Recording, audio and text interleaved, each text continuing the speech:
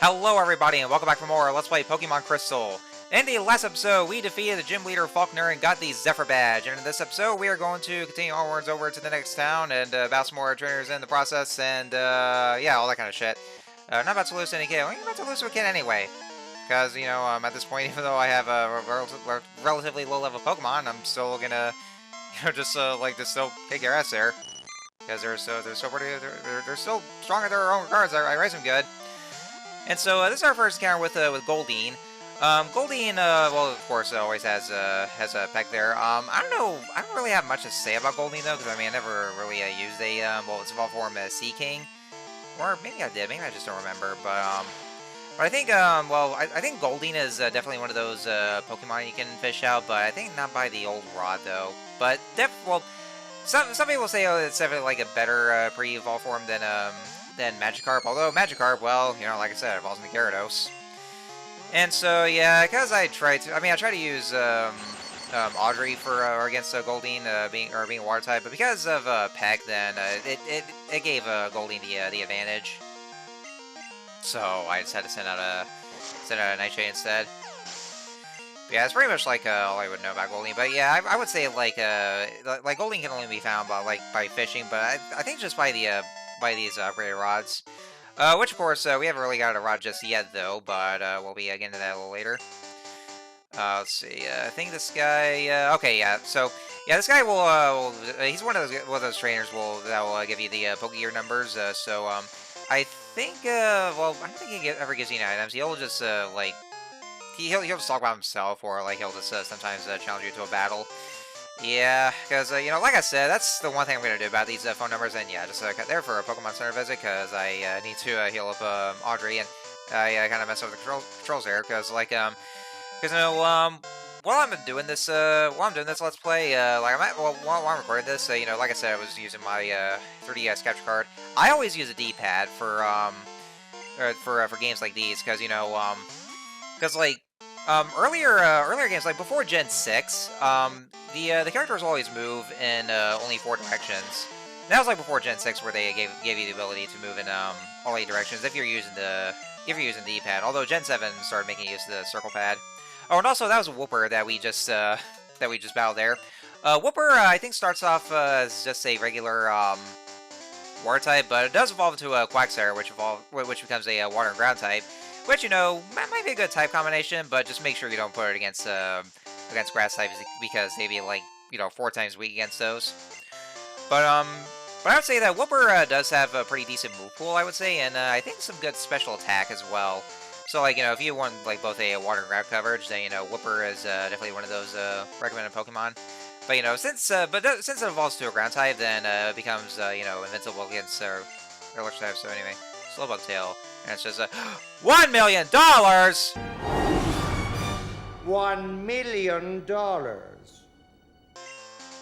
Oh, fuck that shit. No, Slowpoke Tail's gross. And, you know, by the way, folks, I mean, for this generation, like early gens, it's impossible to actually get 1 million Pokédollars. But later gens, it actually does become possible. I actually remember this after, at one point in the post-game of Sun and Moon, where you're given that amount after the Ultra Beast quest. And there was a Pokemon Center that was right there, kind of rare thing. I figured I'd just go and battle this guy first because, you know, because what's the point of having to heal my Pokemon and then having to and battle this guy afterwards, and I have to go back in again. This is actually the thing that Gens 1 and 2 used to do, where like they would place Pokemon Centers before dungeons. Like they did that like back in Gen 1, where they did that before Mount Moon and Rock Tunnel. And so they're doing it again here, like before we get to the cave. But they kind of stopped doing that in later gens. Well, I want to say except for Gen 7 though, like they would place Pokemon Centers in different routes, but probably because like they mostly just place it like right near those trial sites before you start the island trials. Anyway, so what that guy just gave us there was an old rod. And so, you know, basically it's you know, it's a kind of a fishing mechanic, like, you know, like, that they have been doing for a lot of those Pokemon games. But yeah, yeah, the fishing mechanic returns from Gen 1, and, you know, for the old rod, is actually where we'll be catching some of the weaker kind of fish Pokemon. So in this case, you'll mostly be getting Magikarp. And I think Tentacool, because I think you do get Tentacool in like from the old rod if I'm not mistaken. I'm gonna go ahead and use this TM Mudslide because I actually wanted Geodude to I wanted Darude to get some ground type coverage at least until he eventually comes to learn later ground type moves like Magnitude. All right, so here we are in the in Union Cave, our I guess our secondary dungeon here, and yeah, called Union Cave. It's actually where you know, if for those people who hate their job so much and want to cause a strike, well, this must be their secret hideout for forming a union. Yeah, I just put that in there. So and what I just got was well, actually, I got it in the last episode, but yeah, I'm just gonna go ahead and use the repel to ward off the wild Pokemon because because, you know, walking around in those caves or dungeons and you'll be encountering those wild Pokemon, so if you want to use the repels, you can. It's good for 100 steps, though, so it's not really going to last long, so... Anyway, this is our first encounter with a Hiker. Hikers will use the Pokemon that are usually found in mountainous areas, or mostly Rock-type Pokemon, like Geodudes, Onixes, and I think this would be our first encounter with Onix. So yeah, Onix, you know, also very much like the Geodude line, you know, it's very tanky, you know, very slow, but also great with attack and defense. And come this gen, it actually does get an evolution, which we'll definitely see later with new typing as well. That'll also explain later. But you know, just one-shotting this Onix with Vine Whip, and so yeah, that's what it is here. And it's kind of looks creepy though. It's like there's hikers in these dark caves and just talking to these 11-year-old kids. Let's see, what was I gonna say? You know, kind of think of it though, like going back to what I was saying about fishing. You know, it's fishing is something that has appeared in every gen up until Gen 9 though, because mainly because of the whole overall aesthetic, and so like you can be able to find these overall Pokemon in the water. Then they kind of like completely botched the fishing mechanic, or just completely omitted that. Which, I mean, you know, probably something I wouldn't lose sleep over, because, you know, when it comes to fishing, then it can be a bit luck-based when it comes to finding specific Pokemon, so, I mean, you know, I'm perfectly fine with that either way. Because, you know, finding Pokemon in the overworld, that they actually started doing that in the Let's Go games, which, you know, it's actually something that I really am thankful for, so that way I wouldn't have to just scour all over the place finding a specific Pokemon. I can just see one in the overworld that I like, and then just go for that one, and it's continuing on, you know, and I would say, you know, Gen 9 does a lot better. You just, like, find these Pokemon everywhere in the overworld, and then you just see something you like, so yeah, I would say it does it best. Anyhow, so, I do believe, yeah, he's got, like, all 3 Geodudes, and also, fighting types. Yeah, sometimes, hikers will also use, fighting types as well, so they mainly, like, specialize in either, rock types or fighting types, so yeah, that's kind of their whole thing there. So, and yeah, that was why I want to use Mudslap. Yeah, for now, you know, like I was saying, Mudslap is you know, it's very low power, but does lower the accuracy every time. But you know, I at least want to get some ground type coverage at the very least. But you know, I had to just go ahead and use that TM right away, even though it breaks. But I know that I'm going to get it like much better ground type moves later on. So I mean, it's not really that much of a big deal, even if I ended up using the TM this gen. Kind of think of it though, it actually does feel so weird going back to these games, because like, I guess I've gotten so much used to the later games where, like, especially starting with Gen 5, where they made TMs reusable, and you know, HMs being much less prominent, and you know, going back to those games, then it's like, oh jeez, it wasn't always that easy back in the day. But you know, then again, I mean, I know I grew up playing those kinds of Pokemon games because, you know, I was like during my kind of era. And new trainer class for this generation. God damn, I managed to throw my words again. These are fire breathers, and fire breathers, they will specialize in either like some gas-based Pokemon, or usually, like, you know, fire types. And this here is Coughing, which is honestly kind of dangerous if you're a fire breather and you're just doing this and you're this gas-based Pokemon against, you know, these things that are well known for exploding. But yeah, I think this. Actually, yeah, we've already encountered poison types before, but yeah, Coughing here is of course a pure poison type.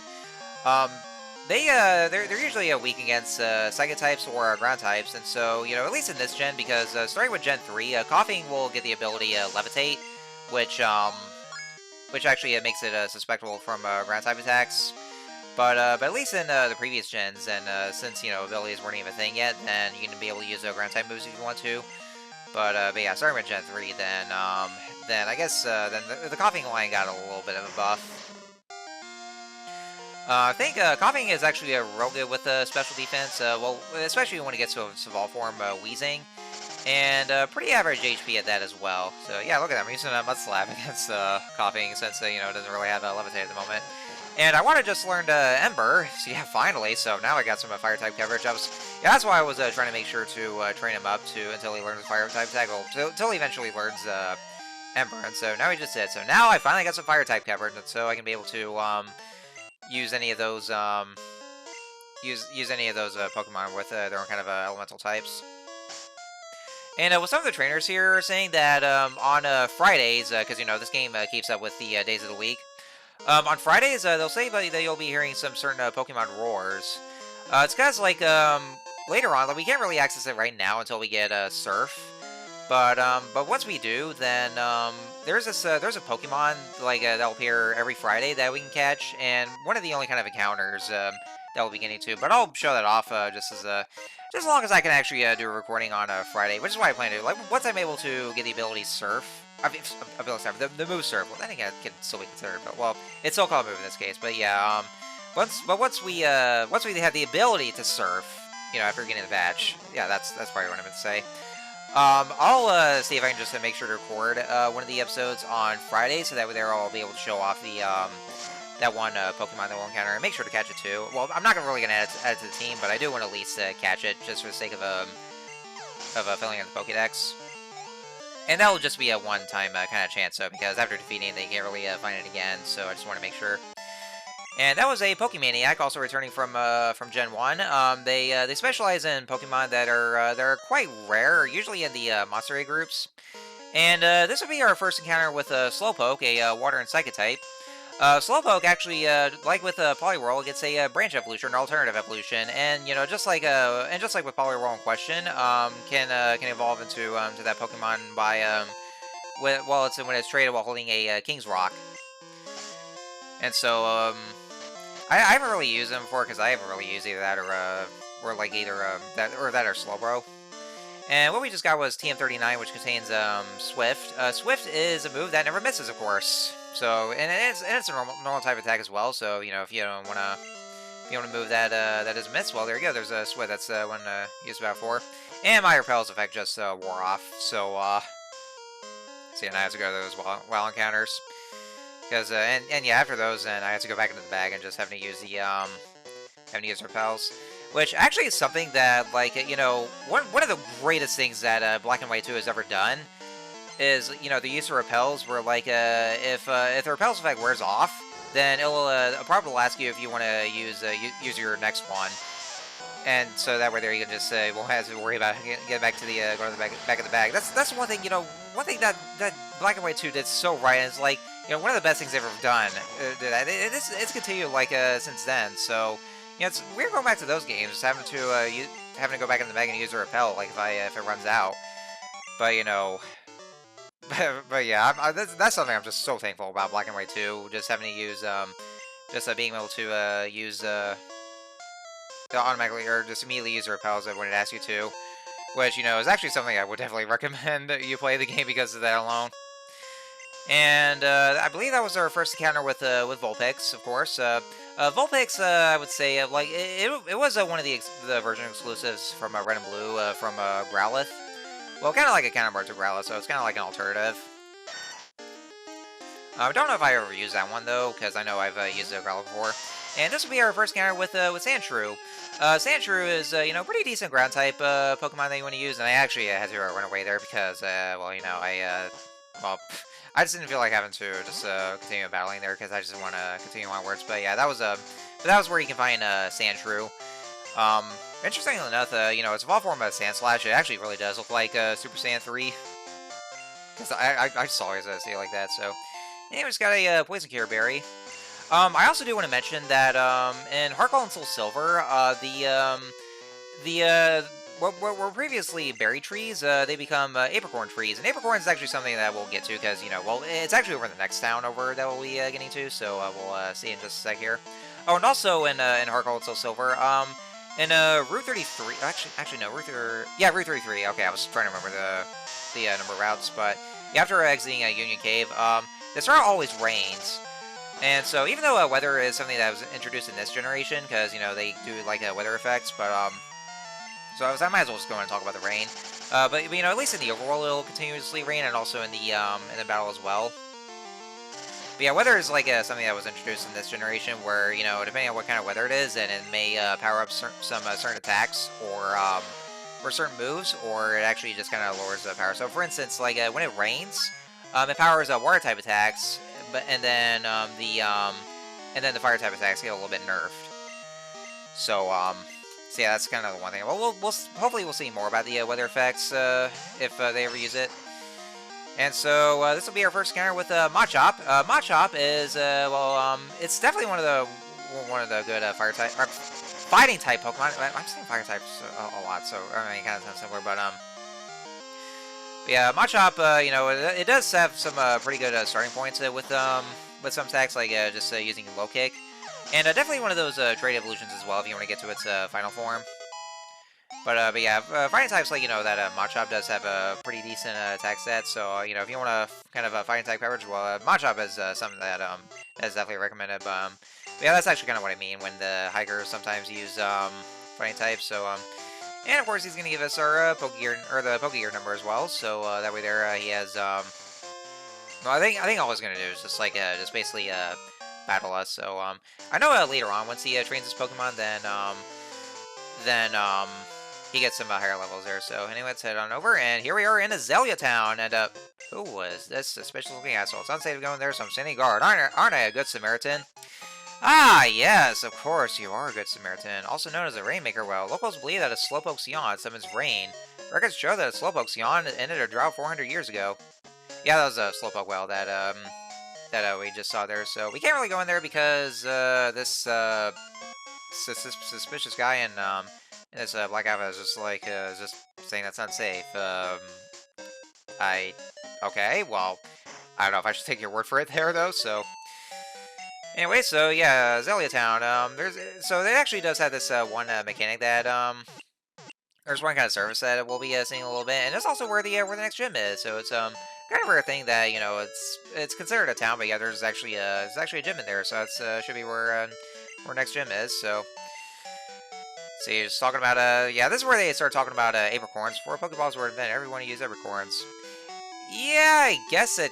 Well, actually, no. So, yeah, before Pokeballs were invented, they used these apricorns. So, I don't know if that's actually what they used at some point before Pokemon Legends Arceus, or because Pokeballs are actually still crafted from the apricorns at least. So, it's like that would just mean that they used it before the events of that game. So, she just asked if it came to occur for him to make some balls. Oh, yeah, just definitely here to make some balls, because we have the balls for that. Anyway, so yeah, there's a charcoal kiln, as I was saying. So let's see, where have all the Slowpoke gone? Are they out playing somewhere? What's this here? It's a Farfetch. Oh yeah, very Farfetch indeed. That was okay. That was kind of lame. That I just here. So they were saying that apparently the Slowpokes have all disappeared somehow. Oh, another one of you. Do you know about Slowpoke Tail? I heard it's tasty. Aren't you glad I told you that? No, I am not glad you told me that. It's gross. Well, who would eat a Slowpoke Tail? Say, Azalea Town Pokemon Gym Leader Bugsy, the walking bug Pokemon encyclopedia, or in this case, the walking Bulbapedia. If you want to go over that way. Rather, Azalea will be an Ilex forest, but these skinny trees make it impossible to get through. The Charcoal Man's Pokemon can cut down trees. Skinny trees, you say? You mean those very small ones that look like it's easily passable, but I can't even get through because they're the worst things I could ever come across?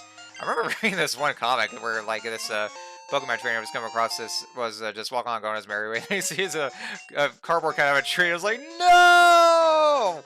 If I find it, I'll post a link to it if you guys want to see the comic. But it's pretty hilarious just seeing that. So anyway, this is Kurt. Who are you? Tyler, right? You want me to make some balls? Yeah, I don't want you to make some balls. Anyway, do you know Team Rocket? Don't worry, I'll tell you how. Team Rocket? An evil gang that uses Pokemon for their dirty work. They're supposed to have disbanded 3 years ago.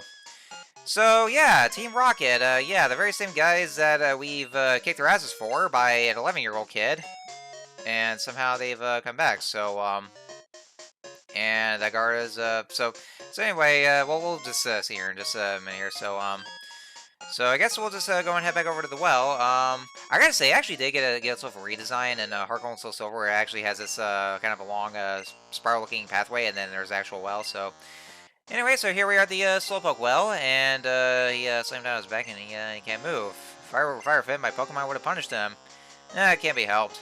Tyler, show them how gutsy you are at my place. Okay, yeah, sure. Just use or.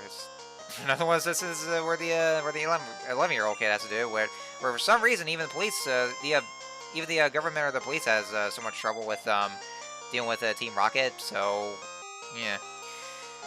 Anyhow, oh yeah, see, of course, Team Rocket. Darn, I was standing right outside when some old coot yelled at me. He startled me so much that I fell down here. I think I'll vent my anger by taking it on you. Alright, folks, so this will be our first encounter with Team Rocket. So yeah, Team Rocket, even though they were supposed to have disbanded 3 years prior to this game, back in Gen 1, they're back, and just, you know, just doing some shit here, so... Anyway, so Team Rocket, they will, of course, just be using the same exact Pokemon they used back in Gen 1, so they'll just be using, you know, Rattatas, Zubats, Coughings, and, well... not as much Zubats as before, but they'll still use Zubats either way. But like, you know, Rattatas and Coughings and that. Well, they use a lot of Rattatas as well.